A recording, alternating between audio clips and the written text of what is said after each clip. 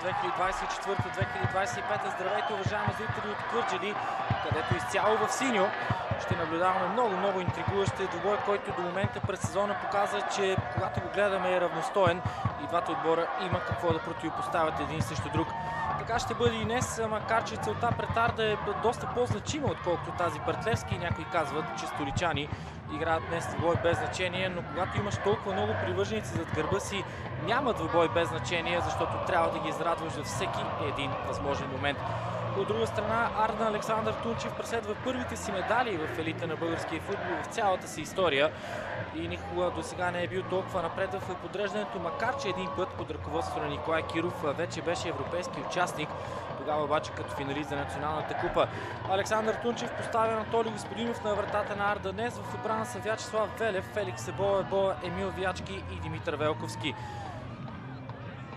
Няма изненади в полузащитата, където до юношата на Левски Борислав Цонев застава Лъчезар Котев. Голямата липса е на крилото. Иван Тилев ще я попълни, замествайки наказания Станислав Иванов. Тонислав Йорданов и Светослав Ковачев заедно с Чинон Софор пък допълват. Стефанов наистина ще играе на крилото заедно с Евертон Бала. Александър Колев ще бъде в предни позиции това лято. Затова обаче ще чертаем различни сценарии и в хода на двубоя, и през следващите дни. Сега най-важното е Арда и Левски да ни зарадват с интригуващ футбол, както вече направиха 3 пъти през сезона. Приятно гледане! Повече игрови минути през сезона, сега пък получава шанс за изява на един от най-трудните терени за гостуване. Добро овладяване от Патрик Мислович. Шанс за Левски и гол! 1-0, Левски е напред, 6-та минута. Патрик Мислович показва, че липсата на Марин Петков не е чак толкова значима, поне не и в 5-та минута за откриващия гол в двубоя. Гостуващата публика ликува, а Патрик Мислович с впечатляващо отиграване, което остава да е било и в чиста позиция. Евертон центрира от тъгови удар. Там акробатично изпълнение, претенции, изигра с ръка, нова ситуация за Левски, в крайна сметка изчистване. Гашпер Търдин с глава. Ако има ръка, тя е на Вячки и тя изглежда достатъчно в страни, ако трябва да бъдем честни. Просто тук нататък как ще преценят арбитрите ситуацията. Като почитатели и някои от вас и на европейския и бих казал световен футбол, може би сте видяли каква дуспа беше отменена за този път късо изпълнение към Илян Стефанов. Хубав финт с тяло, Чинон Софор обаче внимаваше. И дори напредва с дрибъл, рискува обаче страшно много. Изстрел 2-0 за Левски.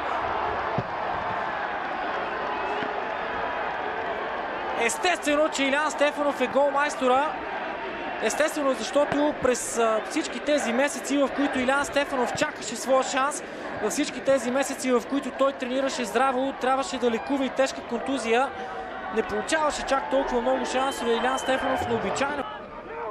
Съответно пък и на Каскардо сега отдясно. Прекрасна извеждаща топка към Светослав Ковачев. Макун го преследва. Подлага се Макун. Ковачев стреля. Първо спасяване на Вуцов днес. Преимущество спрямо Кристиан Макун. Избяга му. Беше в по-добрата ситуация с топката. Оттам нататък вече финта не е лесен, но е по-лесен.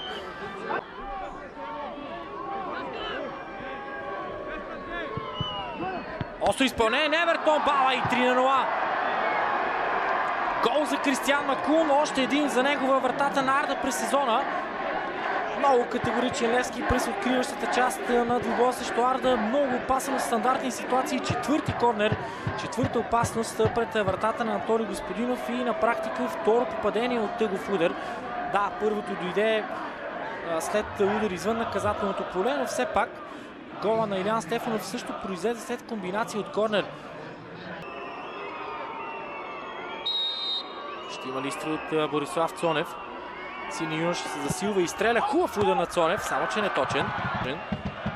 Левски не е губил в Кърджали нито един, така че статистиката е значима. В крайна сметка това са 6 визити, с днешната 7.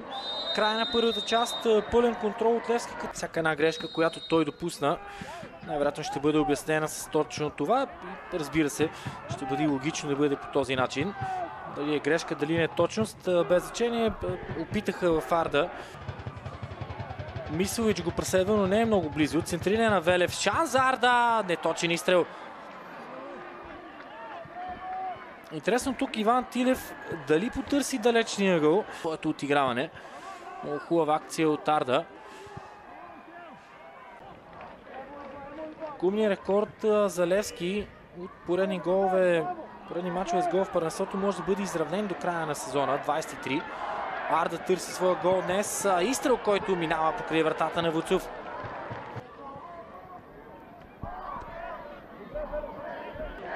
До боя, в който Левски още един път затвърди, че втората позиция в първенството му принадлежи не като спечелени точки, а като начин, по който надиграва своите съперници в групата, защото Левски печели убедително като гост на Арда с 3-0. Muy contento por el resultado. Sabemos que estamos ya clasificados, pero somos el Levski, así que tenemos que trabajar y jugar de la mejor manera hasta el final. Много съм доволен от резултата, но все пак ние сме Левски, трябва да работиме така и да показваме сериозно отношение до края. Не е нещо ново за теб, но как се чувстваш в ролята на ляв краен защитник? Коя позиция ти е по-удобна? ¿Con qué? Bueno, obviamente no es mi posición habitual. Очевидно не е обичайната ми позиция. Pero soy una persona que está para el equipo, para el trabajo del equipo, y si me toca jugar ahí lo voy a hacer y tratar de dar lo mejor de mí. Но съм човек, който винаги ще дава най-доброто от себе си, на която да позиция, за да помогне на отбора. Me gusta ir ahí Истината е, че обичам да се озовавам там. También gracias a los cobradores de córner, a Bala que la puso bien y pude llegar ahí. Също така и доброто центриране на Бала ми помогна и да се получи това нещо. Отпразнува попадението по интересен начин.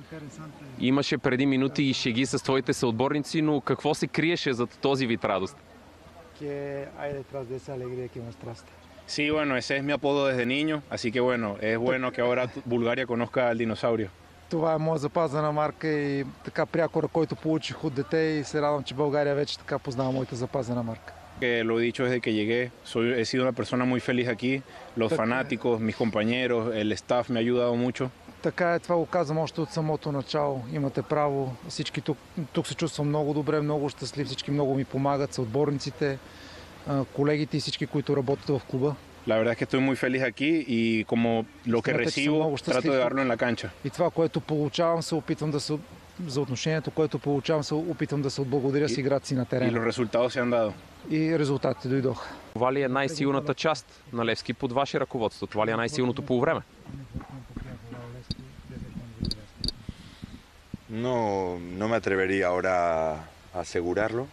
Не бих така се нагърбил да го потвърдя това нещо. Creo que en general hemos hecho muy buenos partidos. Мисля, че като цяло направихме много добри мачове. Y recuerdo también fases de 45 minutos muy interesantes. Си спомням така и други 45 минути, които имахме много интересни. Hoy en concreto hemos hecho un muy buen partido. Днес, за днешния матч конкретно, много добър матч изиграхме. Un equipo que necesitaba ganar porque está luchando por la tercera posición. Срещу отбор, който се бори за трето място в класирането. Y hemos demostrado que tenemos respeto por la competición, por los rivales. И показахме уважение към шампионата и разбира се към противниците. Към нашия клуб, por nuestros aficionados, към привържениците y por nosotros mismos. И към нас самите.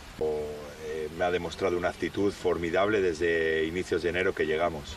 Но колектива, който имаме, ми е показал изключително отношение още в първия момент, който пристигнах от януари. Y muy predispuestos a todo lo que el cuerpo técnico, el staff técnico le ha propuesto. И винаги на разположение, винаги така се удари към това, което изисква спорттехническия щаб от тях. Това не е въпрос относно днешния матч.